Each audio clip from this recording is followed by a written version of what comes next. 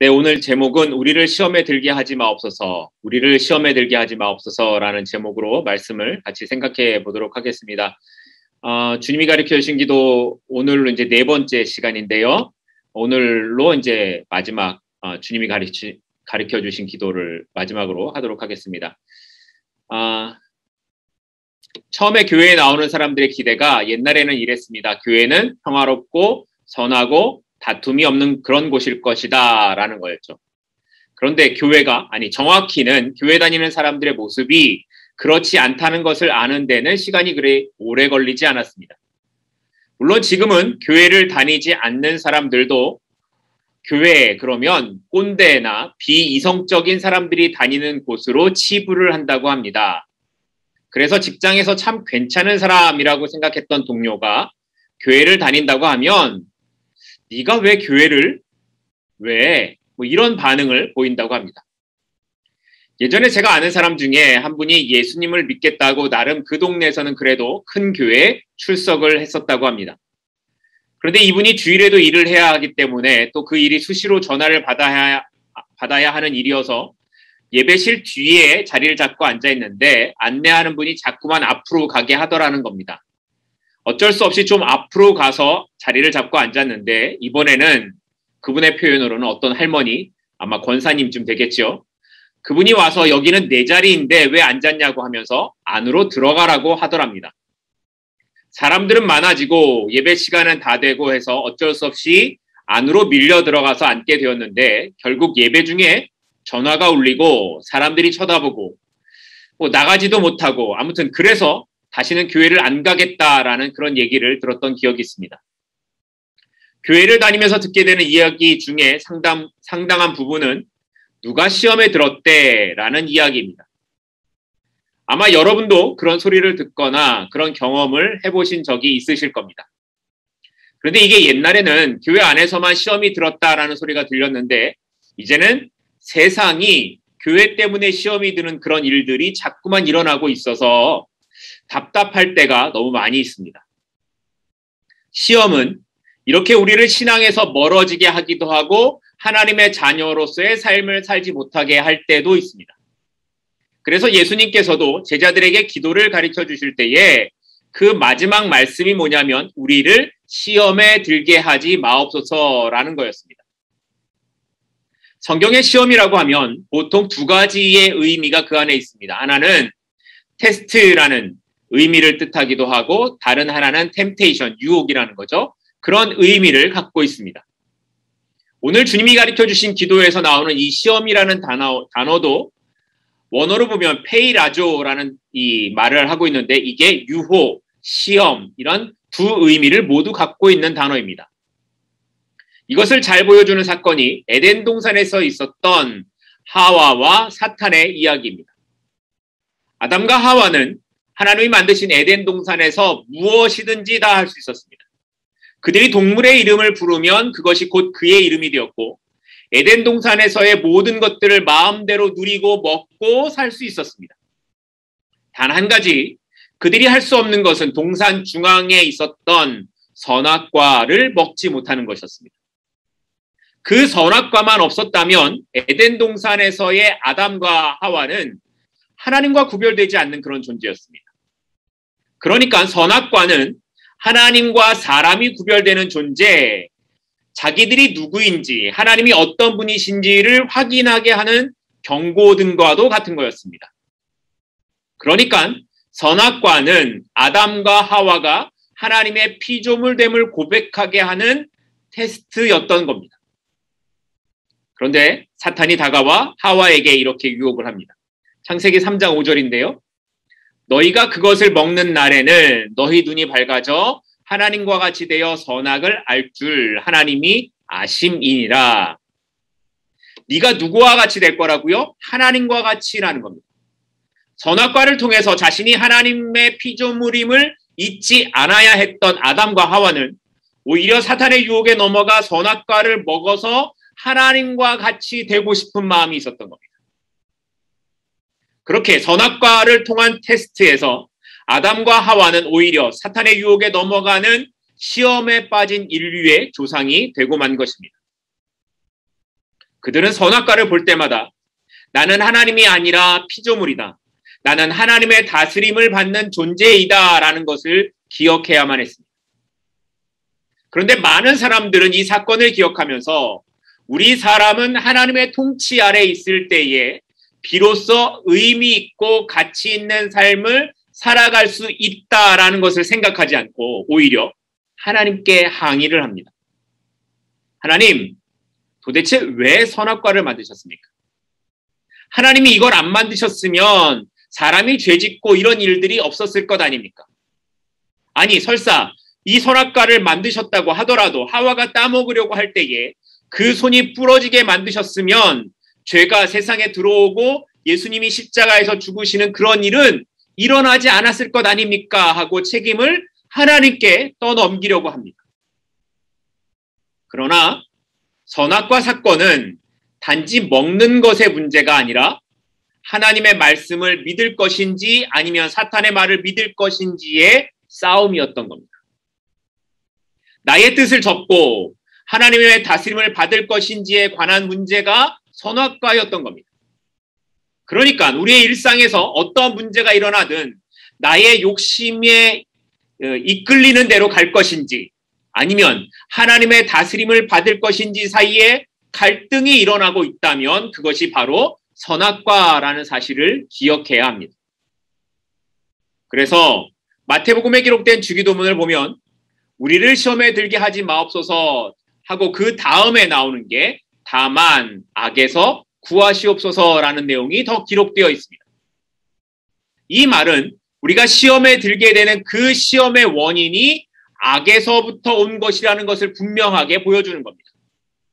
더욱이 마태복음에 기록된 이 악이라는 단어가 남성 명사와 중성 명사 이 두 가지를 다 쓸 수 있어서 이것을 남성 명사로 보게 되면 어떤 존재, 즉 사탄을 의미하게 되고 이 악이라는 것을 중성 명사로 보게 되면 악한 것, 악한 일 이런 것을 의미하게 됩니다. 그러니까 이 악을 풀어서 해석하게 된다면 우리를 사단에게서 또는 악한 일에서 우리를 구원해 주십시오가 되는 겁니다. 그런데 문제는 우리가 이론적으로는 이렇게 시험을 테스트와 유혹으로 구분하지만 실제 우리의 삶에서는 이 테스트와 유혹을 구분하는 것이 쉽지 않는다는 데에 어려움이 있습니다. 왜냐하면 이게 하나님의 시험일까, 이게 마귀가 유혹하는 걸까 하는 것이 함께 섞여 있기 때문에 그렇습니다. 볼까요? 마태복음 4장 1절입니다. 마태복음 4장 1절인데요.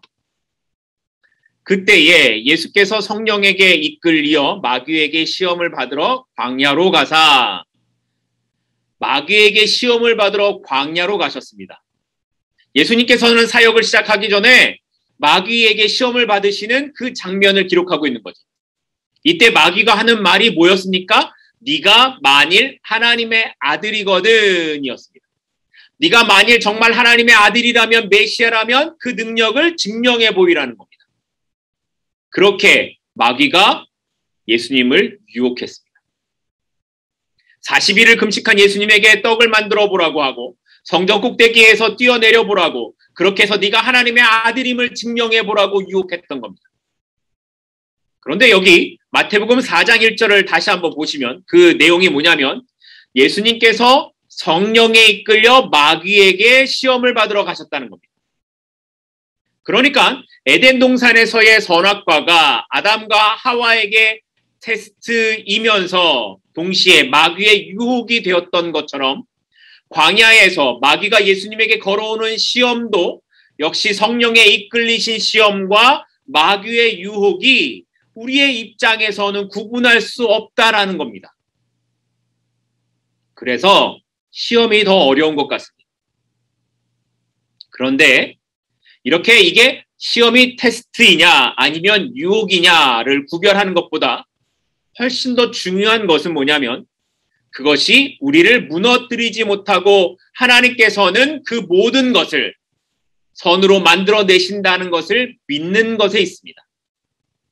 왜냐하면 그 시험이 마귀가 우리를 유혹하는 것이라고 해도 마귀는 하나님의 손 안에 있기 때문입니다. 그러니 우리에게 있어서 중요한 것은 시험 자체가 아니라 내가 그 시험에 들어가 있느냐 아니냐에 있는 겁니다. 그게 시험인지를 알고 그 시험 속에 들어가지 않으면 힘들기는 하겠지만 시험이 와도 그것을 이겨낼 수 있기 때문입니다. 우리가 하나님 앞에서 항상 시험에 들게 하지 않게 해달라고 기도하고 영적으로 조금만 더 민감하다면 우리는 시험이 올 때 이게 시험이구나 하는 것을 느낄 수 있는 겁니다. 만약에 베드로가 예수님께서 잡히시던 그날에 여종의 질문에 이게 시험이구나 하는 것을 알았더라면 그는 닭 울기 전에 예수님을 배신하는 일을 하지 않았을 것입니다. 그래서 루터는 낮에는 우리를 시험에 들게 하지 마옵소서라고 기도를 하고 밤에는 우리 죄를 사하여 주십시오라고 기도를 했다고 합니다.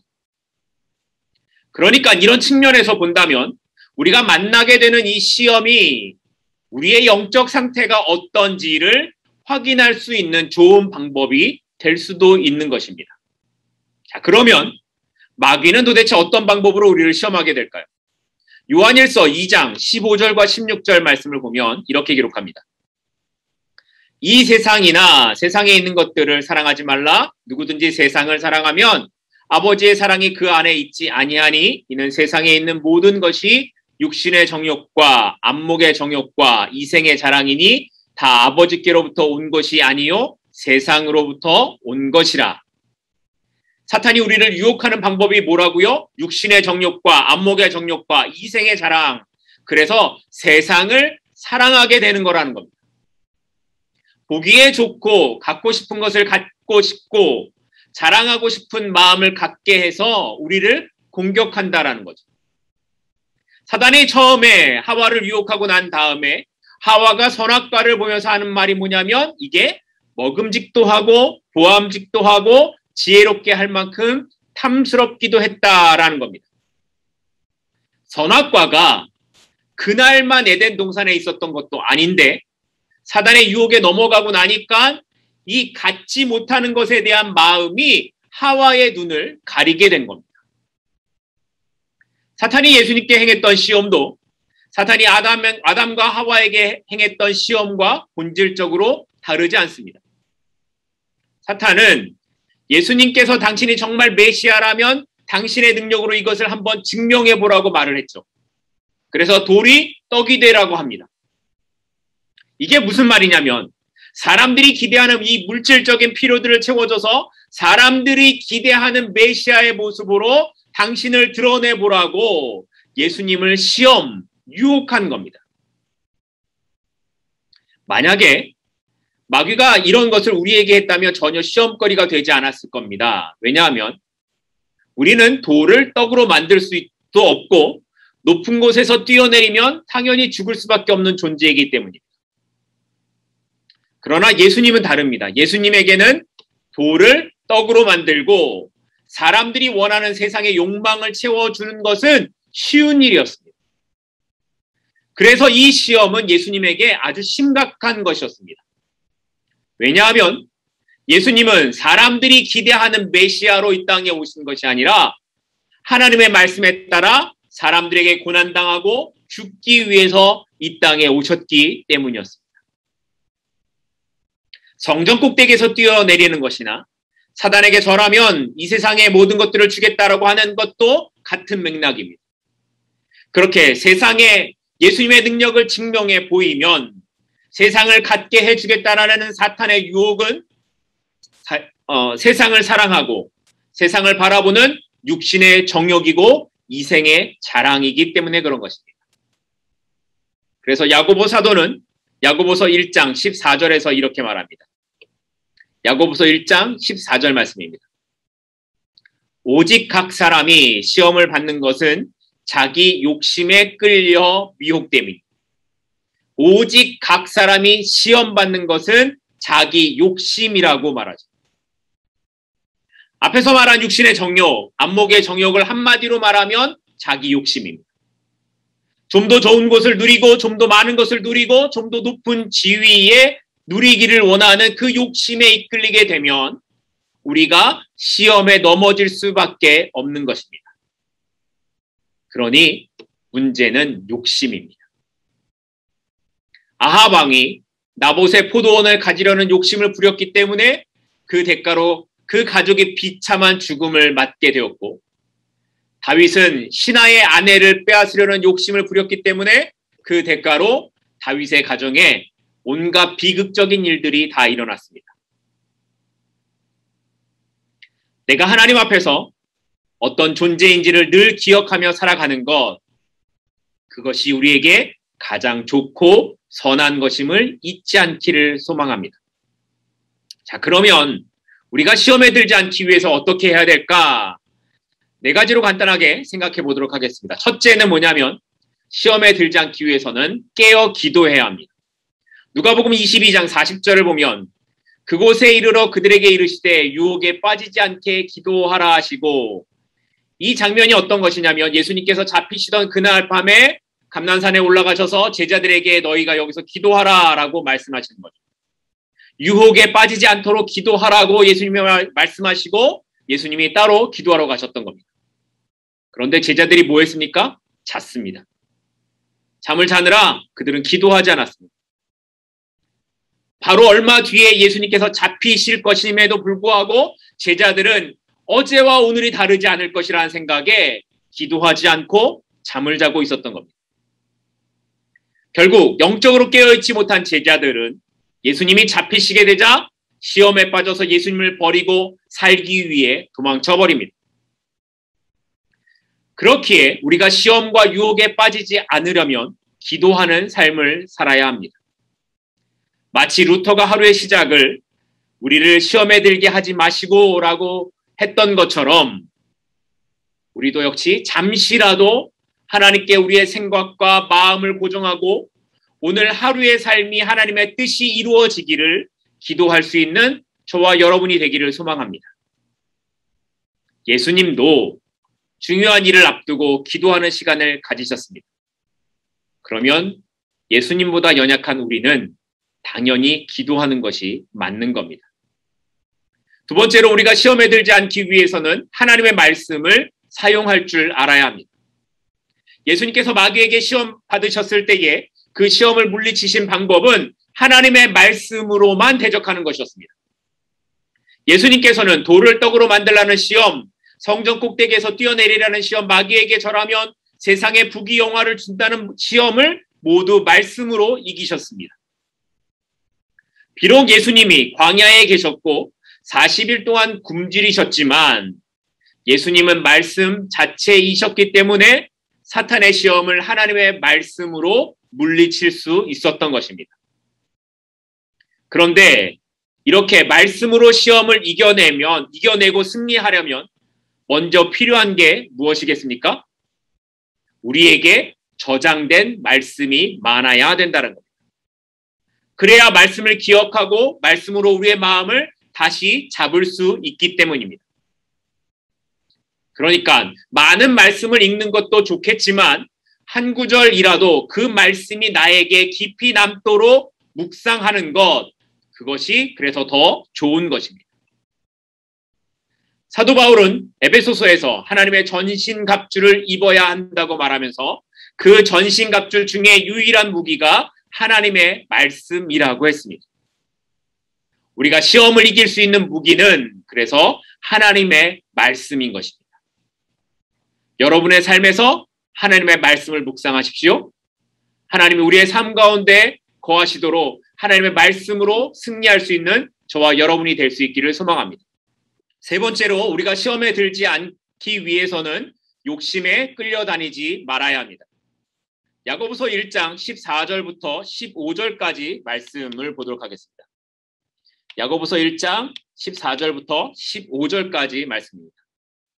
오직 각 사람이 시험을 받는 것은 자기 욕심에 끌려 미혹됨이니 욕심이 잉태한 즉 죄를 낳고 죄가 장성한 즉 사망을 낳느니라. 이미 말씀드렸듯이 시험의 원인은 자기 욕심입니다. 그 욕심이 죄를 낳고 사망을 낳습니다. 솔로몬 왕은 잠언 28장 25절에서 이렇게 말합니다. 욕심이 많은 자는 다툼을 일으키나 여호와를 의지하는 자는 풍족하게 되느니라. 다툼의 원인은 욕심 때문입니다. 욕심이 다툼을 낳고 그 다툼이 결국 시험에 들게 만드는 겁니다. 흔히 우리는 욕심이라고 하면 물질을 먼저 생각하게 되죠. 그런데 어떤 사람에게는 물질보다 명예에 대한 욕심이 있고 어떤 사람은 기대에 대한 욕심이 있습니다. 기대에 대한 욕심. 예를 들면 이런 겁니다. A라는 사람이 주변 사람들에게 참 잘합니다. 나눠주기도 잘하고 어려운 일이 있으면 도와주기도 잘하는데 그 사람 주변에 사람들이 많지 않습니다. 왜냐하면 자꾸만 서운해하고 자주 삐지기 때문입니다. 자신의 기대와 다르게 사람들이 행동을 하거나 내 기대가 무시되면 서운해지는 마음이 생기는 겁니다. 내가 이렇게 해줬는데 왜 나한테 이렇게 할까? 라는 그 기대 때문인 거죠. 사람의 기대하는 것이 나의 욕심입니다. 우리가 무엇을 기대하고 선하게 대하는 것도 욕심인 겁니다. 그렇게 욕심이 커지면 다툼이 생기고 결국 시험에 들고 마는 것입니다. 그래서 잠언 4장 23절은 무릇 지킬 만한 것보다 더욱 내 마음을 지키라 생명의 근원이 이에서 난다라고 말씀하고 있습니다. 지금 우리의 마음이 어디에 있는지를 돌아보십시다. 나의 욕심의 방향이 어디를 향해 가고 있는지를 돌아보고 우리의 마음을 다시 붙잡아 하나님께로 향할 수 있기를 바랍니다. 우리의 힘으로는 불가능하지만 하나님께서 우리의 마음을 지켜주시도록 하나님께 엎드리는 저와 여러분이 될 수 있기를 소망합니다. 마지막 넷째로 우리가 시험에 들지 않게 하기 위해서는 시험에 들 수 있는 기회와 장소를 거절해야 합니다. 만약 술을 끊겠다고 결심한 사람이 술집이 많은 거리에 서서 시험에 들게 하지 마옵소서라고 기도한다면 그 기도는 진실한 기도라고 할 수 없을 것입니다. 그러니까 시험에 들지 않게 하옵소서라는 이 기도는 내가 그 상황에 들어가지 않겠다라는 선언이고 삶이어야 하는 겁니다. 정말 시험에 들지 않기를 원한다면 시험이 나를 기다리고 있는 그 기회를 제공하지 말아야 합니다. 그래서 시편 기자는 시편 1편 1절에서 복 있는 사람은 악인의 꾀를 따르지 아니하며 죄인들의 길에 서지 아니하며 오만한 자들의 자리에 앉지 아니하고라고 고백했습니다. 복 있는 사람은 악한 길에 서지도 않고 앉지도 않습니다. 요셉이 보디발의 아내의 시험에 넘어가지 않을 수 있었던 것은 그곳에서 도망쳐 나왔기 때문이지만 다윗은 밧세바가 목욕하는 것을 계속 바라봤기 때문에 그 시험에 넘어지고 말았던 것입니다. 죄라고 느껴질 때 우리가 가장 잘할 수 있는 것은 그 자리를 거부하고 일어나 돌아서는 겁니다. 그렇게 그 죄의 자리에서 일어서 돌아갈 때에 그것이 복된 길을 살아가는 길이라고 성경이 말씀하고 있습니다. 마귀의 유혹은 가장 완벽한 환경이었던 에덴 동산에서도 있었고 가장 척박한 환경이었던 광야에서도 있었습니다. 또한 부유한 사람에게서도 있었고 악에서 떠난 사람에게도 있었고 가난한 사람에게도 있었습니다. 우리가 아는 것처럼 제자에게서도 있었습니다. 심지어 하나님의 아들이신 예수님에게서도 이 유혹은 있었습니다. 그래서 우리가 어떠한 환경에 있든지 어떤 자리에 있든지 마귀는 우리에게 시험을 걸어올 것입니다. 그래서 우리가 시험에 들게 하지 마옵소서라고 기도를 드리는 것은 하나님께서 다스리는 삶을 거부하고 내가 다스리는 삶이나 마귀나 세상의 가치관이 다스리는 삶으로 가지 않겠습니다라고 결단하는 겁니다.